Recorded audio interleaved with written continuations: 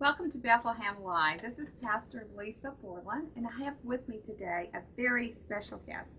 I have TJ Dolan with the American Center for Law and Justice. And TJ, we just welcome you. Thank you, Lisa. You're an awesome friend, but I just start by just taking a minute and tell what you do, who you are.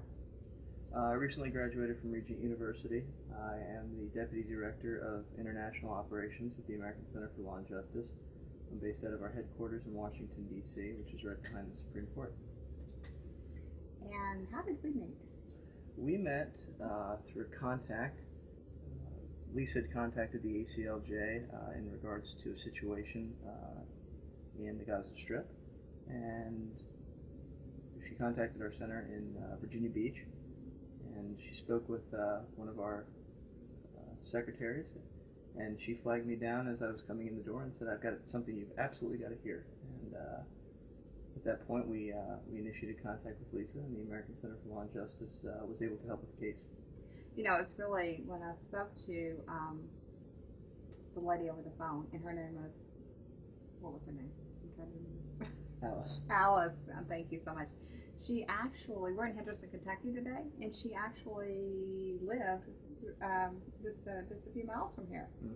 So when I got to talking to, even though I was in Bethlehem, she was like, "You're from my home place," and we really got to talking. So when I called you about Pauline, and the situation there with Rami being martyred and everything, wow, everything started to move so quick. Mm-hmm. Well, it was something that obviously required us to move quickly. It was a situation that required great care and great haste, and glad we were able to have a successful outcome with that. Like I said, I've been working on that case for a year. I mean, I say I've been working on that case, but I have been working with the Israeli consulate in the U.S. on that case for a year. And the file got lost. This happened. You know, there was always something going on. And then all of a sudden, when someone emailed me and said, "Have you contacted the American Center for Law and Justice?" I said, "No." But I really got down on my knees and prayed, because I mean that was a big deal for me to let people know where they were, because you know there was people that were out to kill them in Gaza, and then I knew if the Israeli Defense Force found them that they would send them back to Gaza, because they, you know, the situation, and yet Pauline was still in Gaza. So there was a lot of dynamics that went into my mind about that, you know, because it's like you've got this information and you want to help, and then but you know that the information gets into a certain area or something, then all of a sudden they're being pulled out of and taken back to Gaza. So, but anyway, the Lord told me you can trust. She said, "This is me. You can trust this." And so when I got Alice, sent an email. Within an hour, I actually got an email back from Jordan Secular, and he said, "How can I contact you?" So he did, and within the next evening, we had all of the family that was in Bethlehem, with the exception of Pauline, into the Father's house on a conference call, talking with all of this. And so that was in September, and then that just continued to move on. And then in December, we were there. Well, okay, we got a phone call. Yep. And we all got on a plane, and we met in Bethlehem, and there we were. And you know, when I held Pauline and those children in my arms for the first time, the thought was in my head: if I never have another moment in ministry, if I never tangibly get to touch anything else in my life, that was enough. Just to touch her, and to know that Rami paid the price that he paid with his life. You know, refusing to shut down his Christian bookstore, and refusing to deny the name of Jesus. And yet God chose us, TJ, to be able to hold those children. And I mean, it was just like, Lord, this is enough. Because, you know, a lot of people go their whole life and they are involved in things, and they know it's the Lord, and all those things happen, but yet they may never get to see it with their own eyes, exactly the fruit of that. It was an amazing opportunity for us as an organization, and for me personally. You know, I was finishing up my third year of law school at that point, and to be able to work on a case internationally that would have so much impact. Really, I mean, you really, you know, as a lawyer, your aspirations are to change lives, and for the better. And to have that kind of an opportunity in your third year of law school is something that very few people actually get. So it was a real blessing for me, and I'm sure for the other clerks and our lawyers who worked on the case. I know Jordan spent a lot of hours putting in. Him and I both, a lot of late nights and a lot of early mornings. Absolutely. So it was really an incredible experience for us all. Absolutely. And just to be able to, honestly, when you guys got there, to see your heart, because I could just see all these emotions. Because, I mean, the West Bank is not somewhere you go every day, and certainly not to welcome a martyr's wife with her children.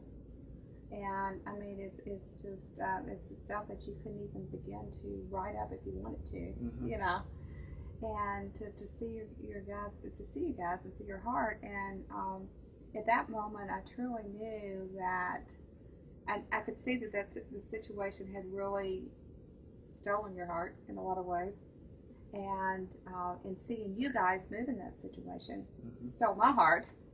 Because I'll be honest with you, I've been around a lot of people, and there's a lot of times a lot of motives, and it goes along with certain stuff. But to see the pure emotion that was coming from you guys, and that you were there to help. And so that really tied my heart just to really want to be a part of ACLJ and everything that's going on there, and to just continue to see. And in the next segment that we're going to talk about, we're going to talk about how God is continuing to move from that to a different area, and how He's continuing to open doors. And here you are in Henderson, Kentucky. I mean, not a normal place for ACLJ to come, I don't think, this little town. We actually do have we have an office here in Kentucky, but they mainly do domestic Christian legal advocacy, and but I never thought from the international team that I'd end up in Henderson, Kentucky. But I told you I'd come, so you did. Here we are. And here you are. And so, you know, and it's just amazing for us, because even though we have centers around the world, you know, in several different countries, here in Henderson, Kentucky is the headquarters, and it's, you know, where I've lived all my life, and the people here are so involved. But a lot of them do travel with me, as you've seen today. Several people that you saw in Bethlehem, but so many of them never have had the opportunity to do that. It's absolutely amazing, you know, being here at the Father's house, being able to see and meet with some of the people that you have on staff here.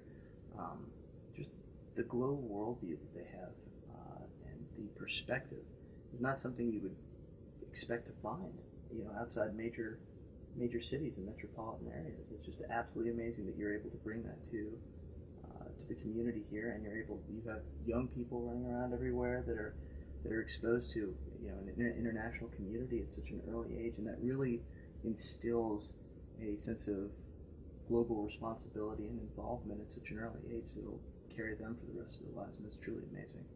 You know, well, I'd like to say that's really been my heart, because as I've traveled to other countries, most of the young people, young college students, high school people in Eastern Europe and different areas, they are so well versed in world history and in what's going on around the world, and most of them speak 2 or 3 languages, just your normal kids, okay? Right. And so it does really seem to be, especially, like you said, outside of the major areas in the country, where we're more isolated. Our country's just more isolated through international issues. We're more focused on, I don't mean that negative, it's just the way it is, we're more focused on what's going on at the moment with us and with our family, our four and no more. But that is truly as a sending center here, where young people are being brought in to be sent out. They come in and they're sent out, you know, and we're looking at bringing some from the West Bank and Ukraine and different areas. But our goal is to have that international mix, and for people to understand that there's a world out there, there's languages out there, there's responsibility out there, and that they live in a time that they can touch it. But you're being here tonight, you're going to be speaking here tonight, and that just continues to burn that fire in the young people's hearts, and even the older ones, to go out and to reach. And so I just want to really thank you for just taking this moment to share with us, and I just bless you, TJ. It's my pleasure. You're a mighty man in the kingdom, and you're a mighty man in what God's called you to do through law and human rights. And thank you. Thank you very much, Lisa. Thank you for being with Bethlehem Live. This is Pastor Lisa Bourland and TJ Dolan.